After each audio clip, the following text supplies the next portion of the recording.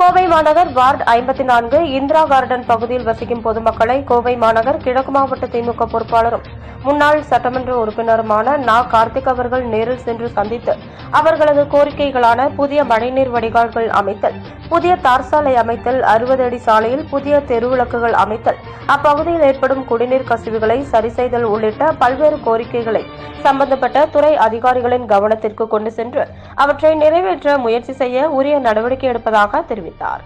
உடன் 54வது வார்டு மாமன்ற உறுப்பினர் பாக்கியம் தனபால், கோமா.தேக மாநகர செயலாளர் தனபால், கந்தசாமி, பொறியாளர் அணி கே. ஆனந்த், அரவிந்த், மணிமாறன், நகர் நலச்சங்க நிர்வாகிகள் செல்வராஜ், ராமச்சந்திரன், நாகராஜ், தாமோதரன், கல்யாணசுவாமி, ஜெகநாதன், விஜயகுமார், நகர் நலச்சங்க நிர்வாகிகள், கழக நிர்வாகிகள் மற்றும் திரளான பொதுமக்கள் உடனிருந்தனர்.